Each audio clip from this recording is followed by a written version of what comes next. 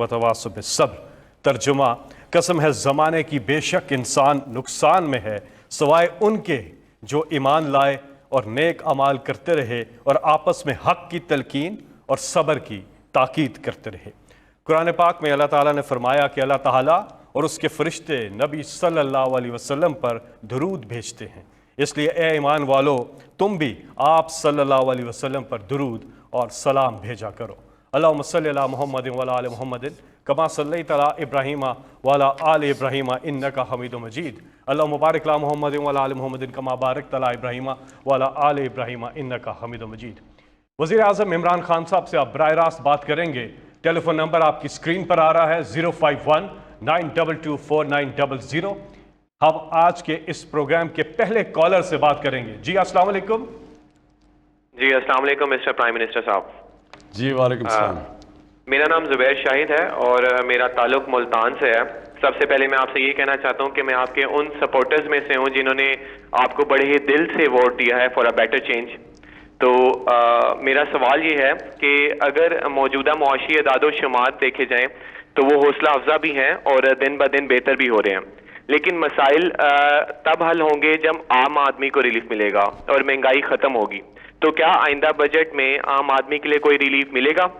Mister prime minister साहब, अगर महंगाई कम नहीं हो सकती तो एटलीस्ट आम आदमी की तनख्वाहों में इतना इजाफा कर दिया जाए कि वो इस महंगाई से काबू पा सके। दूसरा ये है कि जैसे कि अपोजिशन कह रही है कि हम इस बिल एक सवाल पूछा करो क्योंकि इसका जवाब लंबा होता है और लोग बहुत इंतज़ार कर रहे हैं। तो ज़रा मैं आपका यही बहुत बड़ा सवाल है आपका जो पहला है, तो मैं इसका जवाब देता हूँ। अच्छा जी, बिस्मिल्लाहिर्रहमानिर्रहीम। मैं पहले तो अपनी सारी कौम से इस चीज़ का उन सबको एक यकीन दिलाना चाहता हूँ कि ये अल्लाह का वादा है कि हर मुश्किल के बाद वो आसानियाँ पैदा करता है, और फिर जब मुश्किल वक्त आता है तो उसमें हमसे वो चाहता है कि हम सब्र करें।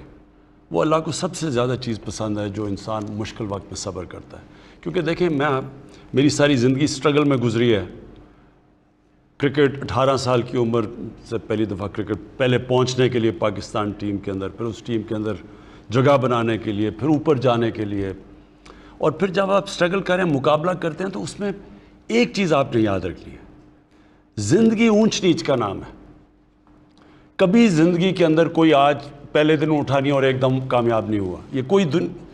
ये फेरी टेल्स में हो जाता है, ये ड्रीम्स में हो जाता है, ख्वाब में हो जाता है, लेकिन असल ज़िंदगी वो होती है जो आप थोड़ी स्ट्रगल करके ऊपर जाते हैं, मुश्किल वक्त आता है, फिर आप नीचे आते हैं, फिर आप सीखते हैं, जायज़ा लेते हैं क्या मैंने गलती की, मेहनत करते हैं, फिर इंसान ऊपर जाता है।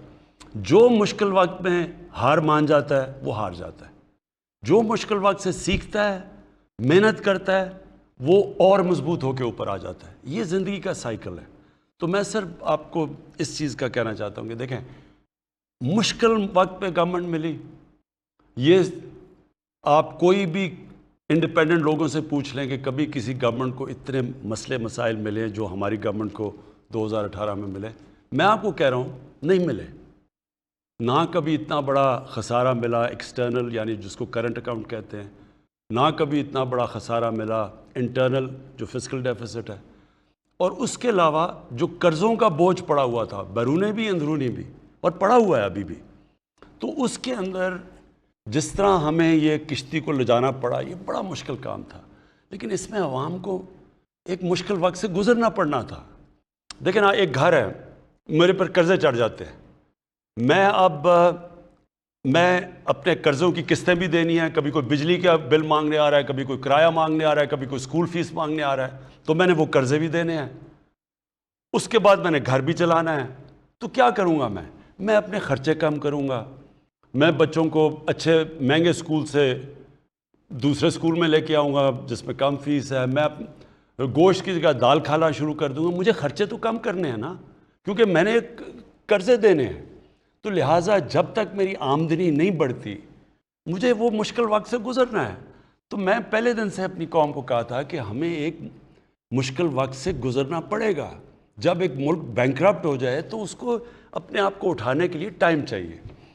लेकिन मुझे बड़ी खुशी है کہ جو اللہ نے کامیابی دی اس وقت پہ یعنی کوئی بھی یہ امید لگا کے نہیں بیٹھا تھا کہ 4% کے قریب تقریباً 4% گروتھ ریٹ ہوگی، اور بلکہ کئی ماہر سمجھ رہے ہیں جو انڈیپینڈنٹ ہے کہ یہ 4 سے اور اوپر 4.5% پہ بھی پہنچ جائے گا، اس سے بھی اوپر جا سکے۔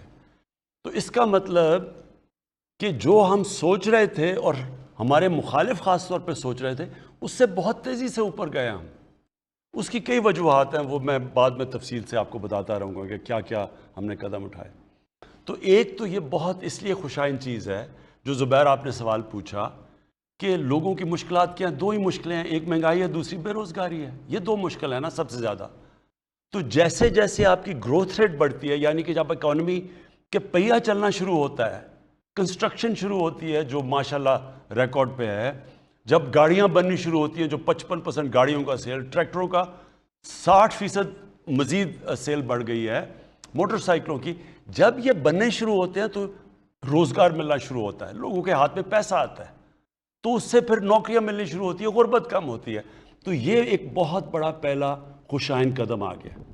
وہ دوسری چیز پہ میں بعد میں بات کروں گا، دوسرا سوال کیونکہ لوگ مہنگائی کا بھی پوچھیں گے کہ اس کا ہم کیا کر رہے ہیں۔ لیکن یہ جو پہلا اس وقت جو ہماری اپوزیشن جنہوں نے پہلے دن سے کہا کہ نااہل ہیں اور ان کو نکال دینا چاہیے، اور حالانکہ ابھی ہم شروع ہی ہوئے تھے، انہیں پتہ تھا کتنے مسئلے مسائل ہیں، پھر ساتھ ساتھ انہوں نے یہ کہا کہ اگر ہمیں NRO دے دو تو آپ نااہل نہیں ہوں گے، تو اگر آپ NRO نہیں دیں گے تو ہم آپ کی گورنمنٹ نہیں چلنے دیں گے، اور پھر فوج کو، پاکستان کی فوج کو کہتے کہ الیکٹڈ گورنمنٹ کو گرا دو، کہتے جی الیکشن ٹھیک نہیں ہوا، کوئی ثبوت بھی نہیں دیا۔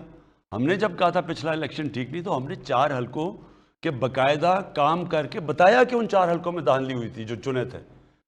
تو وہ اس لیے پھنس گئے ہیں کیونکہ انہوں نے کہا اتنی نااہل حکومت ہے، اب ان کو سمجھ نہیں آ رہی کہ اتنی زیادہ یہ گروتھ ریٹ 4% کے قریب کیسے آ گئی، کیونکہ انہوں نے خود ہی کہا نااہل ہے۔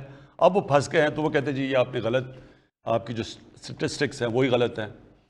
انشاءاللہ آگے جو میں پھر سے کہتا ہوں کہ جو اللہ نے ہمیں ایک بڑے مشکل وقت اور امتحان سے گزارا ہے، انشاءاللہ اب اس کے بعد آپ مزید اس ملک کو آگے بڑھتے دیکھیں گے۔ جی اگلے کالر، السلام علیکم۔ وعلیکم السلام۔ جی کون صاحب؟ محمد کلیم بات کر رہا ہوں جی، اسلام آباد سے۔ جی بات کیجیے۔ السلام علیکم سر۔ جی وعلیکم السلام۔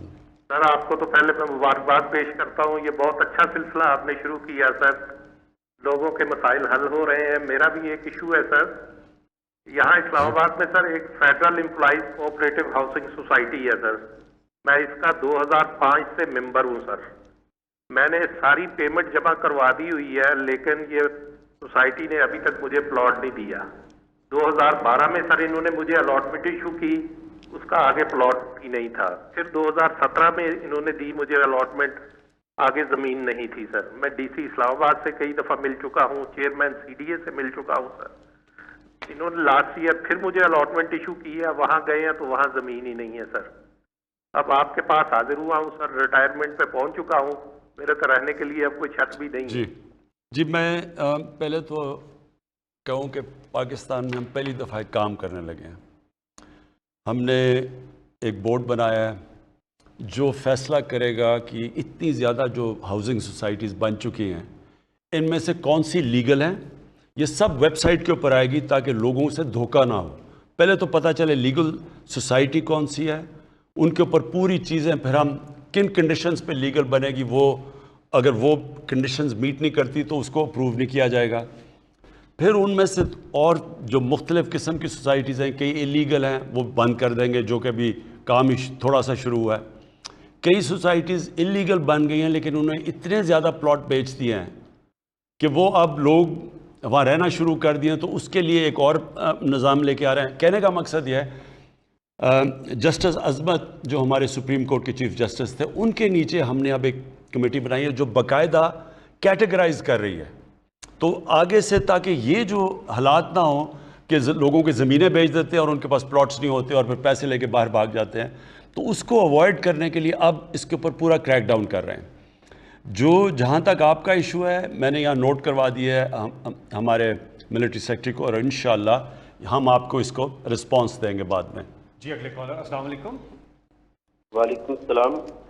جی جی، کون سا بات کر رہے ہیں؟ میں فیصل آباد سے ڈاکٹر محمد سعید اختر بات کر رہا ہوں جی جی جی ڈاکٹر صاحب.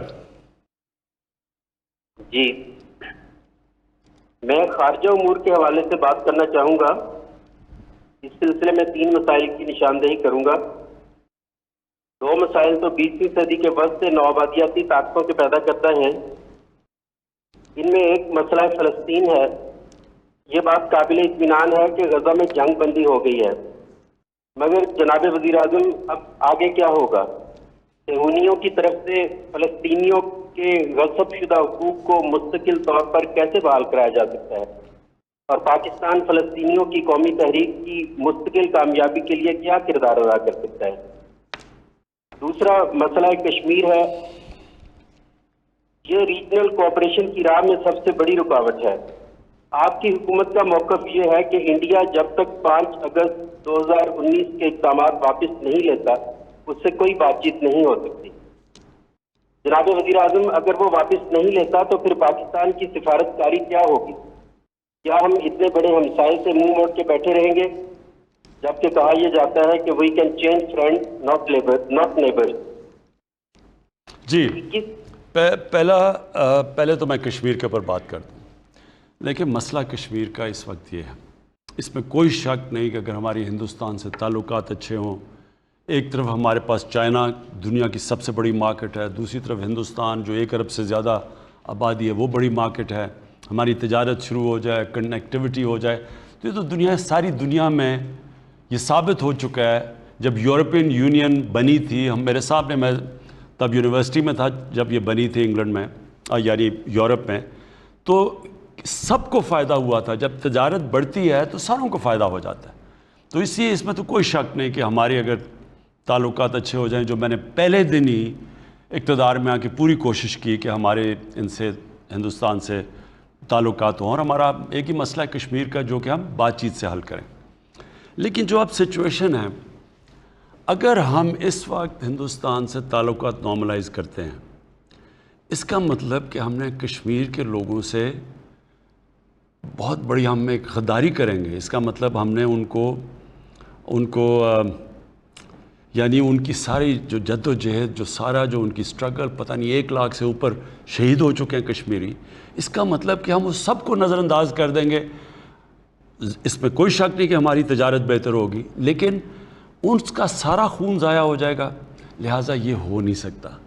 ہم کشمیریوں کے ساتھ کھڑے ہیں، ہمیں پتہ ہے انہوں نے کس طرح کی قربانیاں دی ہیں اور دے رہے ہیں.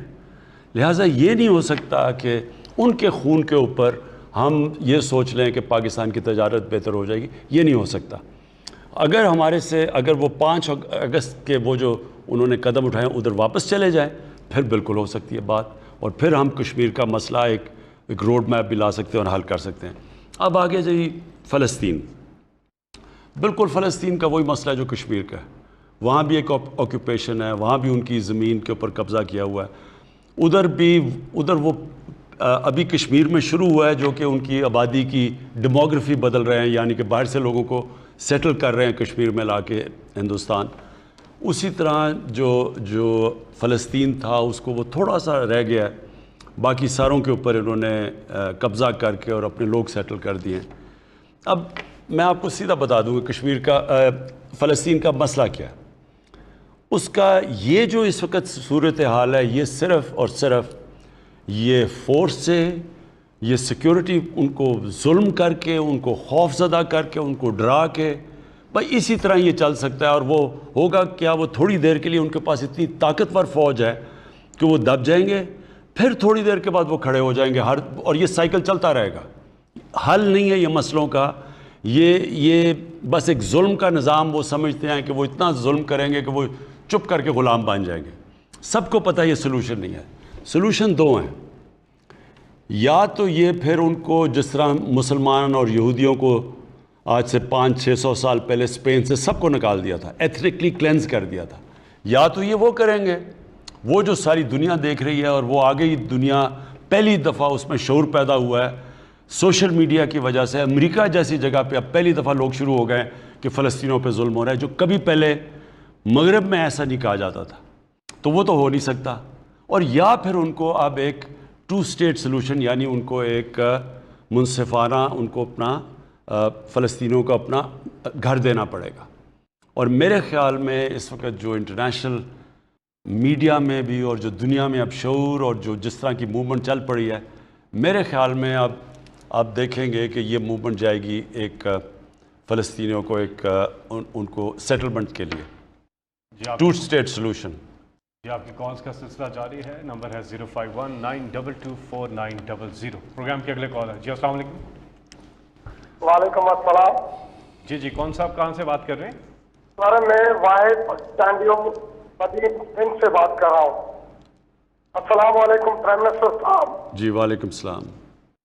مجھے آج تو میں اللہ کا لاکھ شکر ادا کرتا ہوں کہ جس نے ہم پسماندہ غریب لوگوں کی آواز، پیاسے لوگوں کی آواز آپ کے یہاں پہنچائی.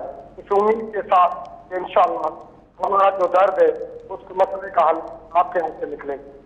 پرائم منسٹر صاحب، ہم یہاں پہ قدیم کے لوگ پیاسے مر رہے ہیں. ایریگیشن کا نظام یہاں پہ جو ہمارے سندھ کا ہے یہ بالکل کرپٹ ہے، جس کی وجہ سے پانی کی منصفانہ تقسیم نہیں ہے. اور پرائم منسٹر صاحب ایک اور کہ سندھ میں بہت طاقتور لوگ رہتے ہیں اور جو غریبوں کا، ہم جیسے غریبوں کا خون چوس کے سندھ میں ریگستان بنا رہے ہیں. پرائم منسٹر صاحب، ہمیں سندھ حکومت سے یہ بولا جاتا ہے کہ پانی وفاق سے نہیں آ رہا، اور ابھی کچھ دن پہلے یہاں پہ الیکشن ہوا تھا، ضمنی الیکشن، جس میں 2 دن پہلے وزیر جو آبادی کا منسٹر ہے اس نے اور ڈائریکٹر سیدھا نے 19 نئے پیوز کا آرڈر کیا ہے. اور ہمیں کہا جاتا ہے کہ ہمارے پاس پانی نہیں ہے. ہم آپ سے یہ اپیل کرتے ہیں پرائم منسٹر صاحب کہ سندھ کے پانی کے رینجرز کو تعینات کیا جائے. جی پانی کا جو مسئلہ ہے، پانی کا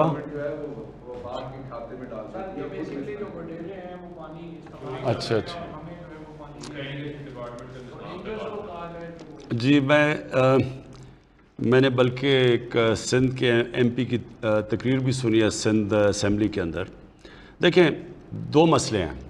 ایک مسئلہ کہ سارے پاکستان میں پانی کا مسئلہ، میں اس کے اوپر تو آپ کو اس وقت اپنی قوم کو اس چیز کی ایک چیز واضح کرتا ہوں کہ 10 ڈیمز انشاءاللہ ہم بنا رہے ہیں جو شروع ہوئے ہیں اگلے 10 سالوں تک. یعنی ہم وہ جو کہ پاکستان کو 50 سال پہلے کام کرنا چاہیے تھا وہ انشاءاللہ ہماری حکومت آپ کو کر کے دکھائے گی. کیونکہ ڈیمز اس لیے چاہیے کہ پانی کو روکنا ہے، ریزروائرز بنانے ہیں. ہمیں ریزروائرز بہت پہلے بنانے چاہیے تھے، کیونکہ جیسے جیسے آبادی بھی بڑھ رہی ہے اور کئی طرح یہ گلوبل وارمنگ کی وجہ سے پانی بھی کم ہو رہا ہے، تو جو پانی صوبوں کا حصہ ہے اس ساروں میں کمی آ رہی ہے. لہٰذا اس کا طریقہ یہ ہے کہ پہلے ڈیمز بنائیں اور پھر صوبوں کے اندر منصفانہ تقسیم کی جائے.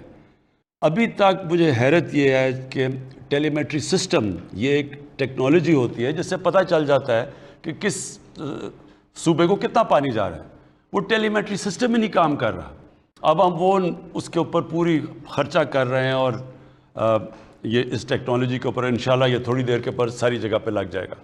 تو پہلے چیز تو ایک پانی کے اندر اضافہ ریزروائرز بنا کے، اگر ریزروائرز نہیں بنتے پانی میں اضافہ نہیں ہوگا اور آگے مزید پانی کا شدید پرابلم آ سکتا ہے. دوسرا کہ جب وہ پانی آ جائے تو پھر منصفانہ تقسیم ہو، یعنی سارے صوبے سمجھیں کہ ہمیں جو ہمارا شیئر ہے وہ مل رہا ہے. تیسری چیز جو کہ صوبوں کے اندر پانی کی ڈسٹریبیوشن ہے، یہ بھی ایک بہت بڑا ایک مسئلہ بنا ہوا ہے، کیونکہ جو بیچارہ کمزور اور غریب ہے، کسان ہے، اس کے پاس پانی نہیں پہنچتا، اس کا پانی چوری ہو جاتا ہے. اور جو میں نے ابھی سندھ اسمبلی میں سنا تھا ایک رولنگ پارٹی کے پیپلز پارٹی کے ایم پی نے، تو انہوں نے بھی یہ کہا کہ وہاں جو طاقتور ہے وہ اپنی زمین میں پانی لے جاتا ہے اور بیچارہ جو کمزور ہے اس کی زمینیں خشک رہتی ہیں. تو اس کے اوپر بھی ایک ہم بات کریں گے کہ اس کے اوپر کیا سسٹم ہے. اپنے جو ہمارے نیچے صوبے ہیں ان کے اندر تو ہم یہ انفورس کریں گے، لیکن سندھ کے اندر سندھ کی حکومت کی یہ ذمہ داری ہے کہ جو کمزور ہیں بیچارے ان کا کام ہے ان کو پانی پہنچانا. اور انشاءاللہ دیکھیں گے اگر ان کو ضرورت پڑی رینجز کی جو کہ اس نے مانگی تھی، جو ایم پی ہیں جنہوں نے تقریر کی اسمبلی میں، ہم رینجز بھی پرووائڈ کریں گے. جی آپ کی کالز کا سلسلہ جاری ہے. پروگرام کے اگلے کالر. السلام علیکم. جی السلام علیکم. جی وعلیکم السلام. جی کون سا بات کر رہے ہیں، کہاں سے؟ میرا نام حامد سعید ہے جی، میں لاہور سے بلانگ کرتا ہوں. پرائم منسٹر صاحب سے بات کرنی. جی حامد. جی السلام علیکم سر. Prime minister. وعلیکم السلام. جی وعلیکم ٹھیک ہے، السلام. خیریت ہے سر؟ جی اچھا سر، میرا ایک کویشچن ہے، میں جلدی کروں گا. فیصل جوید صاحب سے ریکویسٹ ہے ذرا جلدی نہ کاٹیے گا. سر پہلا کویشچن میرا یہ ہے کہ ایس ایل سی جو رنگ روڈ ہے اس کا سر کیا فیوچر ہے، کب تک یہ آپ کی گورنمنٹ جو ہے اس کو بنا دے گی؟ تیسرا میرا سر، آپ نے پہلا ہی کویشچن دوسرے کویشچن میں جواب دیا تھا کہ جو سوسائٹیز ہیں انلیگل ان کے بارے میں آپ کو یہ ایکشن لے رہے ہیں، لیکن سر مسئلہ یہ ہے کہ ہر گورنمنٹ یہ کہہ دیتی ہے لیکن ایکشن نہیں لیتی سر. کیونکہ ہوتا یہ ہے کہ جو اوورسیز پاکستانی ہیں وہ پاکستان میں پیسہ انویسٹ کرتے ہیں اور ان کو 4-5 سال بعد پاکستان آتے ہیں تو پیسہ ان کا بالکل ڈوبا ہوتا ہے سر. تو پتہ لگتا ہے کہ سوسائٹی نہیں ہے. لیکن سر جو آپ امپلیمنٹ کرنا چاہ رہے ہیں سر، اس کو ایک لا بنائیں پلیز، ایک ریکویسٹ ہے، تاکہ کوئی بھی ایک ایوریج آدمی، ایک جو بندہ پینشن لے کے باہر آتا ہے وہ پیسہ لگاتا ہے، اس کو اگلے سال پتہ لگتا ہے جی کہ وہ سوسائٹی پلاٹ ہی نہیں دے رہی.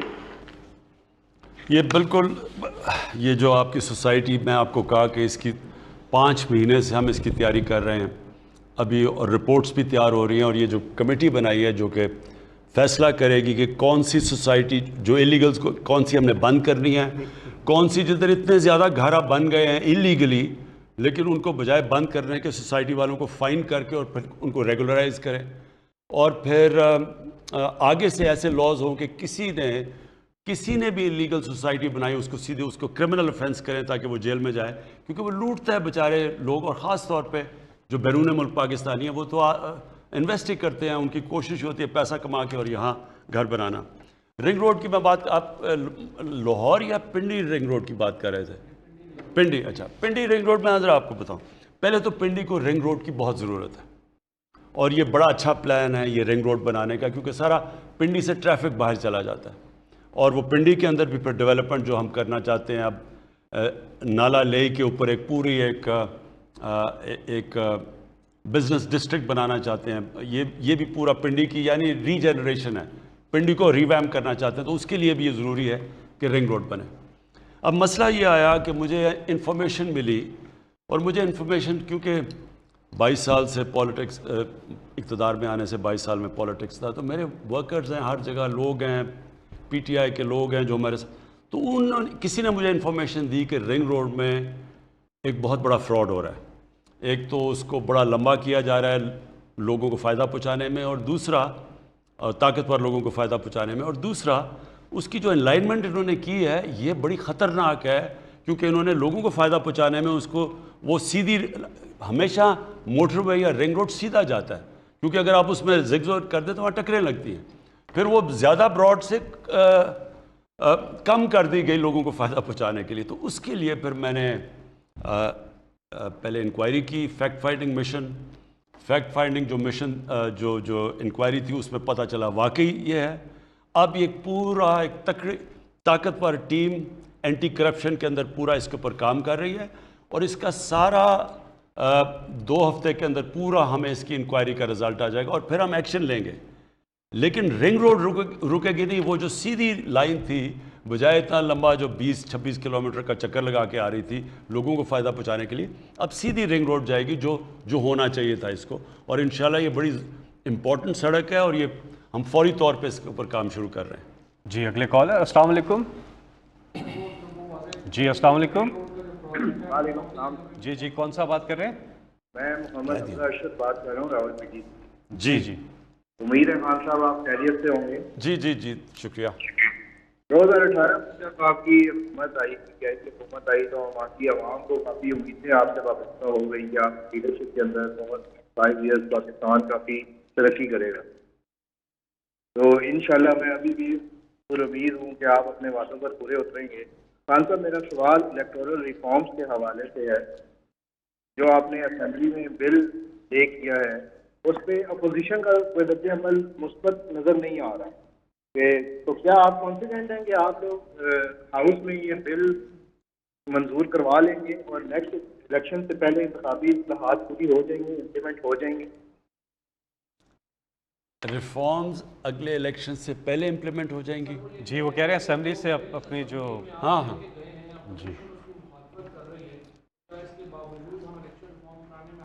जी जी मैं देखिए मैं आपको एक बात बताता हूँ। मेरी कोई वालिद पॉलिटिक्स में नहीं थे, मैं कोई फैमिली पॉलिटिकल नहीं थी, तो मैं तो पॉलिटिक्स में तब आया था अकेला और थोड़े दोस्तों के साथ। तो मैंने ये जो एक बड़े प्रोसेस से गुजरा हूँ, इसमें मुझे जो तजर्बा मिला है वो बहुत कम लोगों को ऐसा तजर्बा मिल सकता है। क्योंकि देखिए जो असल में स्ट्रगल में जो आप सीखते हैं वही आपको मजबूत कर देता है बड़े चैलेंजेस लेने के लिए। मसलन आप क्रिकेट शुरू करेंगे तो स्कूल की क्रिकेट से, फिर क्लब की क्रिकेट से, फिर फर्स्ट क्लास क्रिकेट, फिर टेस्ट क्रिकेट, वो सारा वक्त आपको नए चैलेंजेस लेते लेते आप मजबूत होते जाते हैं। तो इस तरह अकेला शुरू किया, पहली इलेक्शन में 0 सीट्स, फिर दूसरी इलेक्शन में 1 सीट, फिर वो जो प्रोसेस था वो आपको बहुत सिखाता है। जो स्ट्रगल है वो असल में जो आपको सिखाती है वो कभी भी आपको जब सीधी तरह ऊपर बैठा दें कोई सीख नहीं सकता। इसलिए जो बादशाहत है वो हार गई जमहूरियत से, क्योंकि जमहूरी लीडर जो होता है वो एक प्रोसेस के थ्रू आता है। बादशाह मैं जी मेरा बाप का बेटा हूँ तो मैं बादशाह बन गया या शहजादा बन गया, तो वो कभी भी मुकाबला नहीं कर सकते एक उस प्रोसेस से जो कि एक स्ट्रगल के ज़रिए आता है। तो देखें ये जो इस वक्त ऑपोजिशन फिर ये PDM इकट्ठी हो रही है, फिर जा रही है, फिर आ रही है, आ रही है, इनका जो मकसद है ना ये कभी कामयाब नहीं हो सकते। अगर इनका मकसद कौम के लिए हो तो अब तक जितनी मुश्किल हालात से कौम गुजरी है हमारे 2 सालों में, और जो हमारे लिए भी यानी मेरी ज़िंदगी के मुश्किल साल, तो अब तक हमारी गवर्नमेंट गिरा चुके होते हैं। लेकिन इनका मकसद ज़ात पे है। ये सिर्फ़ और सिर्फ इकट्ठे इसलिए हुए हैं, किसी नज़रिए के लिए नहीं, मुल्क के लिए नहीं। जो इनके ऊपर करप्शन केसेस जो हमारे से पहले के लगे हुए हैं, ये हमें चाह रहे हैं कि ब्लैकमेल करके वो करप्शन के केसेस ख़त्म करो। और ये समझते हैं कि अवाम इतनी बेवकूफ़ है कि वो मान जाएगी इनकी बातें कि वो जो 30 साल से हुकूमत कर रहे हैं, 30 साल से जिनकी शक्लें देख रहे हैं, जो साइकिलों पे थे वो आज लैंड क्रूज़र पे आ गए हैं, जो कि जिनकी साइकिलों की दुकान थी उनके यहाँ लंदन मेफेयर में बेंटले और रोल्स रॉय के अलावा गाड़ी नहीं है। जो उन इलाकों में रह रहे हैं लंदन में, क्योंकि मैं लंदन जानता हूँ, जो वहाँ का कोई बरतानिया का प्राइम मिनिस्टर नहीं रह सकता, और बरतानिया की सालाना आमदनी 50 गुना पाकिस्तान से ज़्यादा है। उनकी 30% हमारी आबादी है और 50 गुना ज़्यादा उनकी सालाना आमदनी है। उनका प्राइम मिनिस्टर ये रहन सहन नहीं रह सकता जो ये सब रहते हैं। तो अगर इनका ख्याल है कि कौम इतनी बेवकूफ़ है कि इनके साथ लग जाएगी कि इनकी चोरियाँ बचाने के लिए, इनको NRO दिलवाने के लिए, ये पाकिस्तानी कौम को नहीं जानते। ये समझते हैं कि ये सारा वक्त कोई ना कोई ये ड्रामे करके ये आ जाएंगे। इनकी मेरे से आज सुन लें, ये जो आज घबरा के सारे इकट्ठे हुए हैं, इनकी वजह ये है, ये समझ नहीं रहे थे कि ये हुकूमत निकल सकेगी इस माशी क्राइसिस से। ये समझ रहे थे हम डूब जाएंगे। अब ये जो इन्होंने देखा है कि ये जो निकल गई है और आगे मज़ीद, और जो प्रेडिक्ट कर रहे हैं लोग कि ये अब और मज़ीद आगे बढ़ेगा, पाकिस्तान सही रास्ते पर लग गया, एक्सपोर्ट्स बढ़ गई है, जो सारे इकनॉमिक इंडिकेटर्स हैं वो सही रास्ते पे हैं। अब ये फिर कोशिश करेंगे कुछ, मुझे पूरा शक है ये अभी बजट में भी कोशिश करेंगे, लेकिन ये किसी सूरत जीतेंगे नहीं, क्योंकि ये जिस लिए कोशिश कर रहे हैं कौम जानती है ये क्या कोशिश कर रहे हैं, कि फिर से इनको चाहिए कि जो इनकी जो 5 उंगलियां घी में थी जो खाते जा रहे थे, इनको ये फिर से वो चाहते हैं, वो होगा नहीं। जी आपकी कॉल्स का सिलसिला जारी है, नंबर आपकी स्क्रीन पर आ रहा है। यहाँ पे हम लेंगे एक ब्रेक के बाद फिर वापस आ सकते हैं। वज़ीर-ए-आज़म इमरान खान बराह रास्त गुफ्तगू कर रहे हैं। आज चौथी नशिस्त है। वज़ीर-ए-आज़म ने सवालात के जवाबात भी दिए हैं। उन्होंने कहा कि जिसने भी गैर कानूनी सोसाइटी बनाई उसको जेल भेज देंगे। अगले 10 में से 10 डैम बना रहे हैं।